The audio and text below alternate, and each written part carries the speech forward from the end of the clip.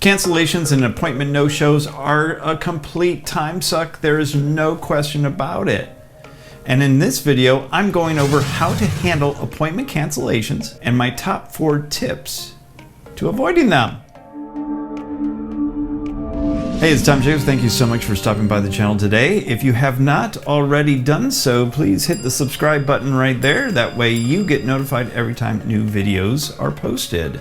You know, it's my mission on this channel to go through presentation, performance, and ultimately get you some profits. And I do that through storytelling, through sales techniques, follow-up, follow-through, all sorts of different ways of helping you build your business. So please come back, stop by, check out some more videos below. So let's dive into how to handle appointment cancellations. Hopefully you're watching the other videos on this channel that go through how to make sure people actually show up for appointments and making sure those appointments sticks. In fact, the next video that comes out on Friday will be all about making sure appointments stick. Unfortunately, no-shows, appointment cancellations are a part of doing business.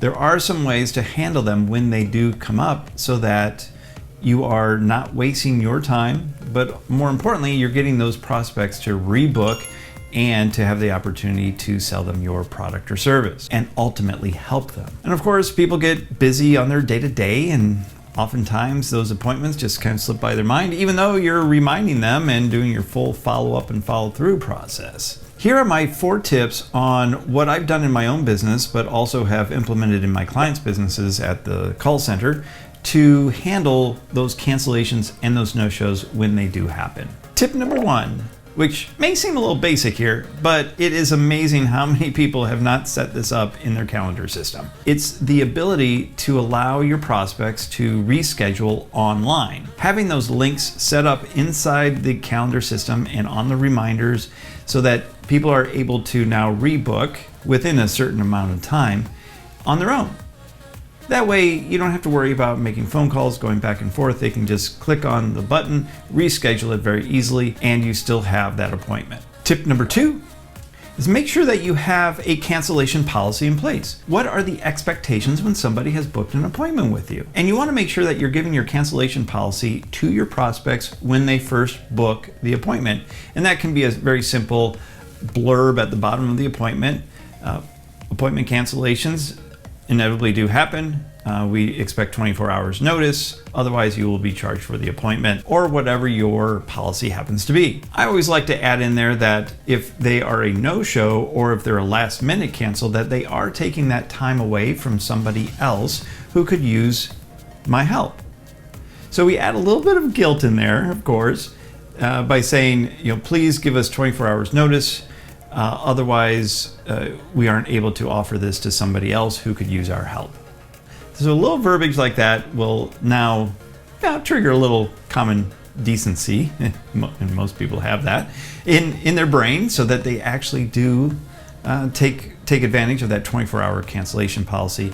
And as long as you have that reschedule link there, now within 24 hours, they can click that, they can change their appointment, and you get notified in enough time so that if you do have a waiting list of other people that want an appointment, you can easily book them into that time slot. I do have a quick question for you. Are you tracking the number of cancellations and the no-shows that you're getting on a regular basis? Like, what is that percentage? I would love to know what your business is seeing in terms of last-minute cancellations and no-shows. So if you could just pop that down below in the comments, I'd certainly appreciate it. And always looking for what other people are seeing in the industry. Tip number 3, you want to block out times when you're taking these appointments. So hear me out on this. You might think, well, yeah, I block out times. I'm available 8 a.m. to 5 p.m. Monday through Friday to take appointments.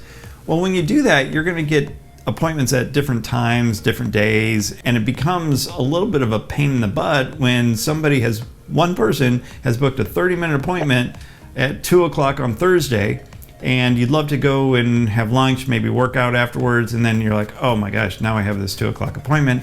I better rush home or rush to the office, make that phone call, and when you make that phone call, nobody's there. And now you've just wasted all this time where you could have been doing something else. What I like to do is actually block out specific times through the week in blocks of maybe 2 hours where you have those appointments. That way you have a grouping of those appointments. You're in the zone, you're able to do your sales thing very easily. And if somebody in the middle cancels, well, now you have 30 minutes where you can do more follow-up. You can do outreach. You could listen to a podcast. Hey, you could watch some more of these videos during that time. And that way the time is not gone to waste and you aren't spending a lot of time where you're just waiting for people. When I was doing telephone sales, I used to have like 5 or 6 hours of phone calls lined up 3 days a week. And, near the end of that shift, I was getting a little tired, and oftentimes I'd actually wish that last person would be a no-show so I could leave early and do something else. I want to make sure that you are getting some hot prospects sitting in front of you who are ready to buy. I put together a PDF that I'd love for you to have. Just click the link below. It goes through a keep warm sequence so that after you have booked somebody for an appointment, they're getting this messaging that gets them really excited about actually showing up for the appointment, so you're reducing the number of no-shows and cancellations. If you'd like to have that, just click the link below, grab a copy of it. Glad for you to have it. All right, tip number 4 on how to handle appointment cancellations. Well, you want to put them back into your follow-up, follow-through process as if they were still a fresh lead. Now, what I do at my call center is when we get notified of a no-show or a cancellation, we put them into a special new funnel that gives them 5 more calls over the next 5 days to attempt to rebook them. My thought process there is that it takes, usually 8 to 10 touches to get somebody to actually answer the phone.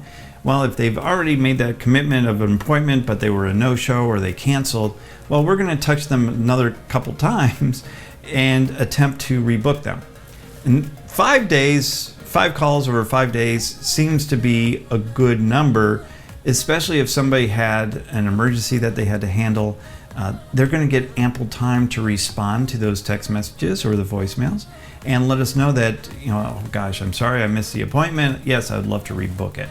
Or for those that actually have no consideration whatsoever and just decided to no-show, well, they're going to go through that 5-day process and then we're going to expire that lead. So then we know, well, they weren't a good lead in the first place. We've expired it. And what's even best is that our clients aren't spending the time to try to follow up with these people and reschedule and all that. We're doing it all for them. And if you have a business where you don't have the support staff to do it, I would highly suggest that you are outsourcing it. Because even though people were a no-show on the first appointment, we have had those cases where people have booked and have bought then subsequently. And you would never have had that if the follow-up weren't in place. If somebody's a no-show or they late cancel, you do want to continue to follow up with them another 5 times over 5 days to see if you can rebook them for a consultation. And 5 days is long enough. You can expire them if there's no response. And again, you don't know what's happened to that person. And think about the message that you're sending to them when you care enough to follow up to try to rebook that consultation. The message you're sending is that they're going to get some really great service from you when they become a client, because you took the effort and the time to put in place a process to follow up thoroughly with all the prospects that come in. And the right patients and the right clients of yours are going to appreciate that follow-up and follow-through. The wrong people are going to opt out of the process. Well, I hope this video was super helpful for you. I love actually putting together this content to help you grow your business and give you some tips and tricks to make sure that your business is growing. And again, if you'd like to have some more content like this, just subscribe to the channel right there. Give me a thumbs up if you don't mind, and make some comments down below. I've also put together a few other videos, just one right here, that I think that you will absolutely enjoy. So until next time, you have a great day.